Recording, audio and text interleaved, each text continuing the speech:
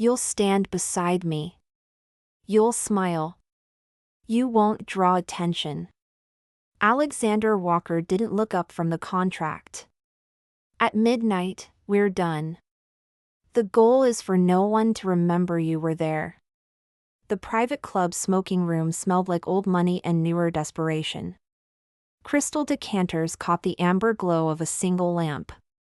Beyond the windows, London glittered like a spreadsheet, columns of light, rows of profit, everything accounted for. Lumi didn't sit. She walked to the sideboard, poured herself water, no ice, and traced the rim of the glass once. Then she turned. "That's an interesting strategy," she said, asking someone to be invisible. "Especially when you're terrified they'll notice you're not as steady as you pretend to be." His pen stopped. He looked up. The shadows under his eyes told her everything. 6 hours of boardroom warfare, the kind that left men like him bleeding in ways no one saw. His tie was loose. His collar was open. He was holding himself together with the kind of desperate control that crumbled the moment someone looked too closely. "I'm not, you're terrified," she said, softer now. "Not of me. Of what happens when they realize you're young. Single. Untethered. The kind of man who might not stick around." She set down the water and moved closer, not threatening, just present. "You need someone who makes you look stable. Reliable. The kind of man old investors trust with their grandchildren's money." His jaw tightened.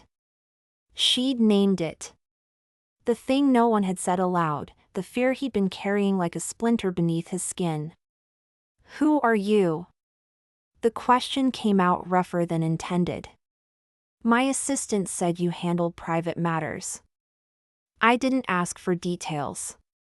"Maybe that was your first mistake." He stared at her. She wasn't beautiful in the way women in his circles were beautiful, no expensive artifice, no practiced angles. She was just present. Dark hair that caught light unexpectedly. Eyes the color of whiskey left too long in the glass. She wore a simple black dress, and the gold chain at her throat caught the lamplight like a question mark. "You want me to be wallpaper," she continued. "But wallpaper is forgettable. And you need to be memorable." She tilted her head. "The problem isn't that you're unmarried. It's that you don't look like someone who could be. You look like a transaction. That's what scares them." He pushed back from the desk, stood without deciding to. The distance between them felt suddenly charged. "And what do I look like now?" She studied him, not measuring, just seeing. The way someone sees a crack in glass before it spreads. Like someone who's been hiding so long he forgot what it feels like to be looked at. Alexander opened his mouth to respond, but nothing came. She'd hit something, some soft place he'd armored over years ago. He wasn't used to being seen. He was used to being managed, by advisors, by the press, by women who wanted his name on their social media. But this woman wasn't managing him. She was just watching. "You don't need a woman who disappears," she said, picking up her bag from the chair she'd never sat in. "You need one who makes people believe you're worth their attention. And I can do that. But only if you let me." She walked toward the door. Halfway there, she stopped. "You said the arrangement ends at midnight." She glanced back, and there was something in her expression he couldn't read. "I think by then, you'll be the one asking to extend." The door clicked shut behind her. Alexander stood in the silence, the scent of her still in the air, bergamot and rain and something he couldn't name. He looked at the contract, still unsigned on the desk. He looked at the whiskey he hadn't touched. And for the first time in longer than he could remember, he didn't know what came next. The charity dinner was a cathedral of crystal and candlelight. Alexander stood at the edge of the room, watching the glittering tide of London's elite wash past. He'd been doing this since he was 16, working rooms, pressing flesh, performing the role of the heir who belonged. But tonight, his hands were cold. And then he saw her. She'd chosen emerald green, cut simply, a slit that suggested more than it showed. Her hair was swept up, exposing the line of her neck, and when she moved through the crowd, people turned. Not because she was loud, she wasn't, but because she moved like someone who knew exactly where she was going, even when she was only walking toward him. He crossed the room without thinking. When he reached her, he offered his arm, and she took it. The contact was electric, unwanted, impossible to ignore. "You're early," he murmured. "You said 8:30. She smiled, just slightly. "I wanted to see how you perform when you don't know I'm watching." "What's the verdict?" She leaned in, her breath warm against his ear. "You're holding your wine glass like a weapon. That's going to give you away." He was supposed to be in control. He was the one who'd hired her, who'd set the terms, who'd told her to be invisible. But somewhere between the cigar room and this ballroom, the arrangement had shifted. He didn't know when. He didn't know how. He only knew that when she touched his arm, he forgot to breathe. And then Elena Vasquez appeared. The journalist was a blade in a champagne dress, sharp, efficient, dangerous. She'd made her career dismantling men like him, exposing the cracks in their carefully constructed facades. "Alexander." She smiled, all teeth. "You brought a date." "Elena." His voice was measured. "This is Lumi." Elena's eyes swept over Lumi, assessing. Something flickered in her expression, recognition, sharpening to interest. "You look familiar. Have we met?" Lumi didn't flinch. She didn't deflect. "I think we met at the Spence divorce hearing," she said evenly. "I was consulting for Lila. You were writing the piece about trust funds and marital assets." The pause that followed was a held breath. Elena's eyes widened. Not much, journalists were trained to hide surprise. "But enough. You're that Lumi." She reassessed, recalibrated. "The work you did for Lila was brilliant." She walked away with her dignity intact. And her portfolio. She deserved both. Elena smiled, a real one, the kind she never offered to Alexander. "I like you." "Alexander, you've been hiding her." She produced a card, slipped it into Lumi's hand. "If you ever need someone to write the other side of the story, call me." And then she was gone, absorbed back into the crowd. Alexander pulled Lumi into an alcove, his grip harder than intended. "What the hell was that?" "You didn't ask." "I didn't ask because I didn't think." He stopped, ran a hand through his hair. "Elena Vasquez doesn't hand out cards to consultants. She hands them out to people with power." "What kind of power do you have, Lumi?" She pulled her arm free, and he saw something in her expression he hadn't seen before. Fatigue, maybe. Or the weight of a question she was tired of answering. "The kind that comes from paying attention," she said. "The kind that comes from knowing everyone's hiding something. When you understand that, you stop being afraid." "And what are you hiding?" It came out sharper than he intended. "A challenge, maybe. Or a plea." She looked at him for a long moment. Then something in her face shifted, softened just barely. "The same thing as you," she said. "That I don't know if anyone's ever going to see me and stay." The vulnerability hit him like a physical blow. He opened his mouth to respond, but nothing came. He'd been so busy trying to manage her, to control the arrangement, that he hadn't considered she might be scared too. Lumi, the music's starting. She stepped back, smoothing her dress. You should dance with me. It'll look good for the cameras. He took her hand, and the moment they touched, the performance felt less like a performance and more like the only honest thing he'd done all night. They danced like they were the only two people in the room. The waltz was slow, and Alexander's steps were perfect. He'd been trained, of course. But perfect wasn't what she wanted. She stepped closer, her hand sliding to the back of his neck. Relax, she murmured. You're dancing like you're trying to sell something.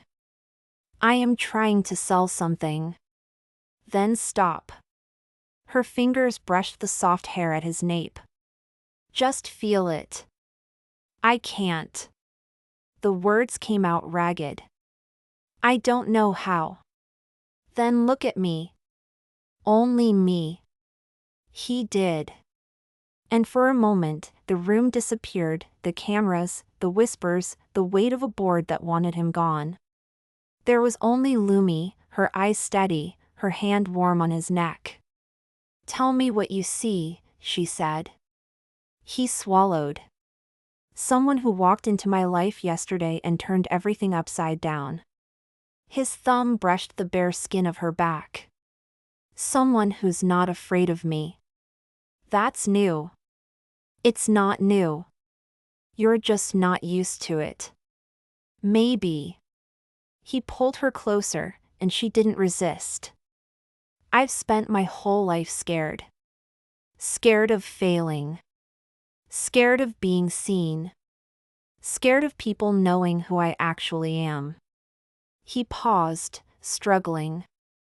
I don't know how else to say it. You don't have to say it perfectly, she said softly. Just say it. And then he kissed her. It wasn't for the cameras. It wasn't for the crowd. It was the kiss of a man who'd been drowning and had finally found something to hold on to. His hand came up to cup her jaw, tilting her face, and she kissed him back, not gently, not carefully, but with a hunger that matched his own. When they pulled apart, the music was still playing, and everyone around them was clapping. The waltz was over. Alexander's hand was shaking. His voice was unsteady. Lumi. Don't, she said, her voice barely above a whisper. Don't say anything you're going to regret. I'm not going to regret it. He caught her wrist. I don't want this to end at midnight. She looked at him, and for the first time, he saw uncertainty in her eyes. Alexander, I know this is fast. He was stumbling over his words, the carefully controlled mask completely gone. I know we started as a transaction. But I don't want that. I don't want to hide you. I want to be seen with you. People will talk. Let them. You'll lose the board's support. I'll lose it anyway. His grip on her wrist loosened, but he didn't let go. The board's been looking for a reason to push me out since I took over. Making them see me with you, the woman who saved Lila Spence's reputation? That might actually help. Or it might destroy you. Then I'll figure it out. He stepped closer, close enough that she could feel his warmth through the thin silk of her dress. But I can't keep pretending you don't matter. She was quiet for a long moment. Then she looked at him, and her voice was steady in a way that suggested she was making a decision she'd been avoiding. I'll stay, she said. Tonight. But we need to talk about what this actually is. Because I'm not going to be your secret, Alexander. If we do this, we do it in the open. He exhaled, and it was the sound of someone who'd been holding his breath for years. I can do that.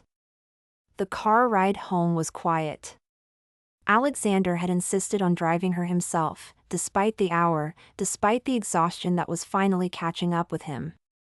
Lumi sat in the passenger seat, watching London's lights slide past.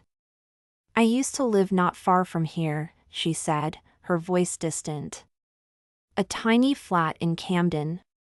My first year in London. I thought I'd made it. And then?" She was quiet for a moment. "And then I realized making it doesn't mean the same thing for everyone." Alexander glanced at her. "What does it mean for you?" She looked out the window. "Finding somewhere I can stay.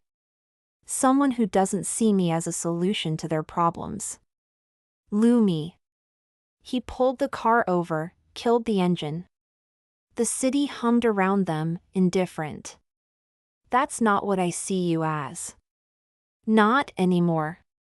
"Not yet," she said, and there was a sadness in her voice he hadn't heard before. "But you're still figuring out who I am. And I've learned not to trust people who are still figuring." He reached over, took her hand. "Then let me learn. Let me be wrong about things. Let me mess up and fix it." She looked at their hands, his fingers laced through hers. "That's a lot to promise." "I know." He lifted her hand, pressed his lips to her knuckles. "But I'm willing to try. For the first time in my life, I want to be someone who tries." She laughed, soft and startled. "You're going to break something." "Probably." He smiled, and it was real. "But I'd rather break things with you than fix them alone." They were 5 days into something that felt terrifyingly real when the explosion happened. Alexander was in his office, staring at the anonymous article on his screen. Walker Banking Air buys perfect woman for PR. The photos were grainy, taken from a distance, but Lumi's face was visible. The Spence divorce was mentioned. Elena Vasquez's name was referenced. His assistant hovered in the doorway. "The board wants to meet. They're suggesting a press conference. A statement." "Cutting ties," Alexander said flatly. "They want me to say she was a temporary hire. It would be the smart thing. Get out." The door closed. Alexander stared at his phone for a long moment. Then he called Lumi. She answered on the second ring. "I saw the article." "Lumi, they're going to ask you to distance yourself." "I know. What are you going to tell them?" He was quiet for a moment. The old Alexander, the one who survived by controlling everything, would have crafted a careful response. He would have parsed his words, managed the message, kept the pieces moving. But he was tired of pieces. He was tired of moving. "I'm going to tell them," he said slowly, "that I'm done hiding. That I'm done pretending. That if they can't accept me the way I am, with you, then they can find someone else to run their bank." The silence on the other end was so long he thought she'd hung up. Then, quietly, "Alexander. Do you mean that?" "I mean it." His voice was steady. "I can't be the man I'm supposed to be if I have to be someone I'm not. And you're the first person who's ever made me feel like being myself is enough." She didn't respond immediately. But he heard her exhale, heard something shift in her breathing. "Then go," she said. "Go tell them. And then come find me when you're done." "Where will you be?" "Waiting," she said. "For the first time in a long time, I'm willing to wait." The press conference was held in the bank's main atrium, a temple of marble and glass that had hosted 2 centuries of announcements. Reporters filled the space, cameras aimed, lights blazing. The board sat in a row behind him, watching with the predatory patience of men who'd waited for him to fail. Alexander stepped to the podium. He unfolded his prepared statement, carefully crafted, legally sound, the kind of thing that would satisfy the board and preserve his position. Then he folded it again.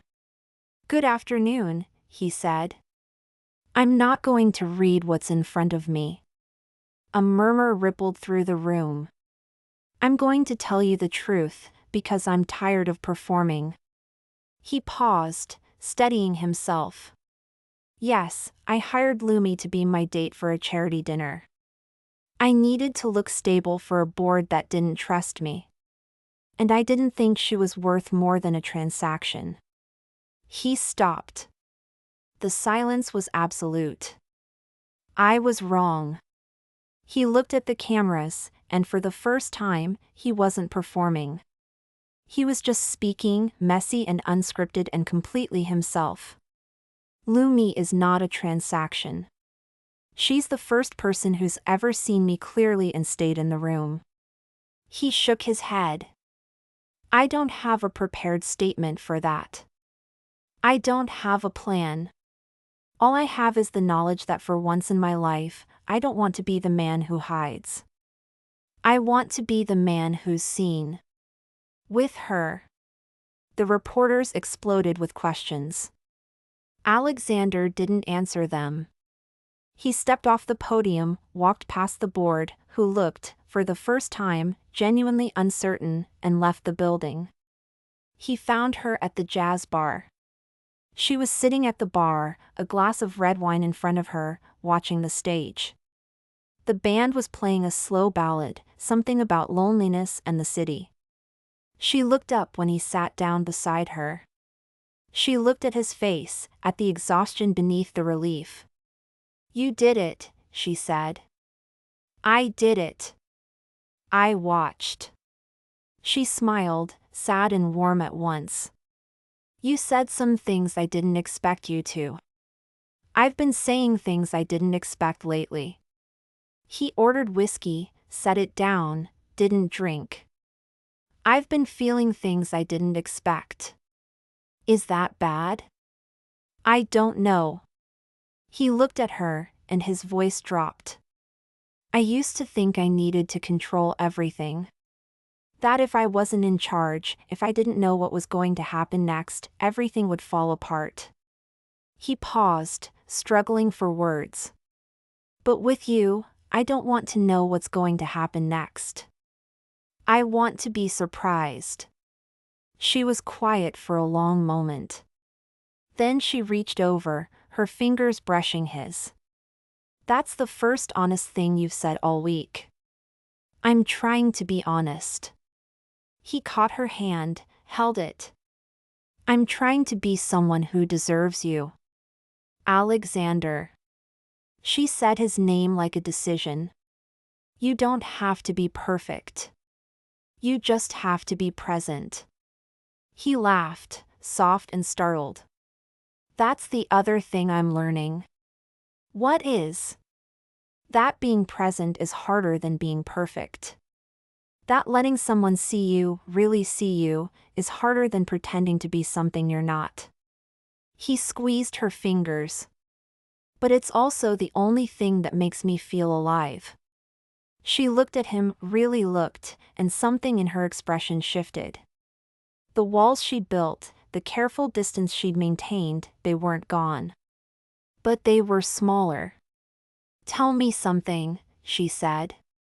"Something you've never told anyone." He was quiet for a moment. Then, "I didn't want this. The bank. The empire. It was my father's dream, not mine. I inherited it because I didn't know how to say no."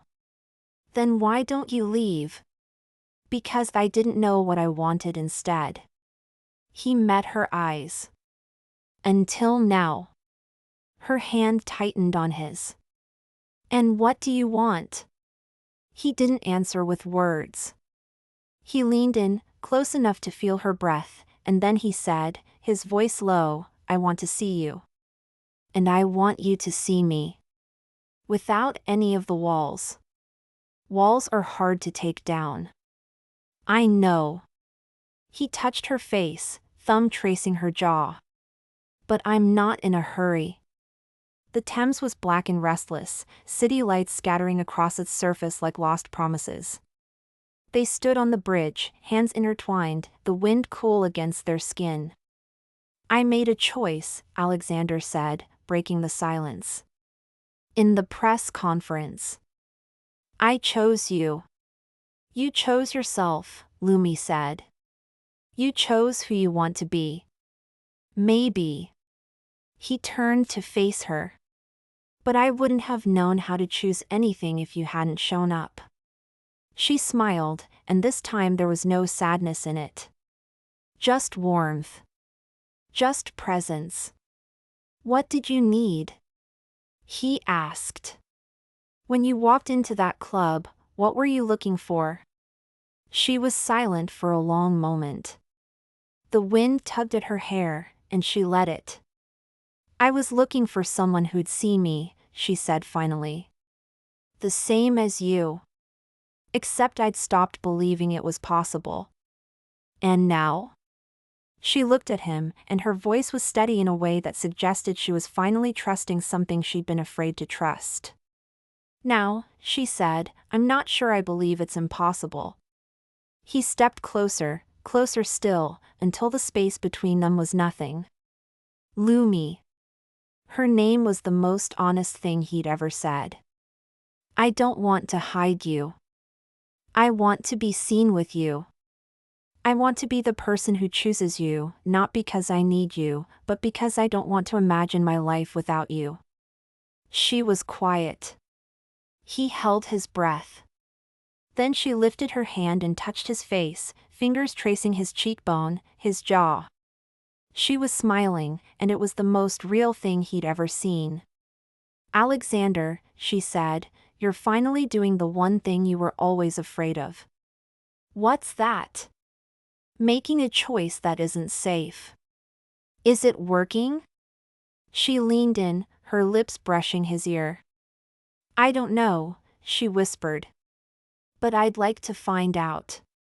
The kiss that followed was slow, deliberate, the kind of kiss that said I'm not going anywhere. Her hands slid to the back of his neck, and his arms wrapped around her waist, pulling her close. There was nothing careful about it. Nothing performed. Just two people standing on a bridge in the dark, refusing to be invisible anymore. Later, in his flat, not the penthouse, but the small place in Kensington where he'd lived before everything got complicated, Alexander stood in the kitchen, making tea.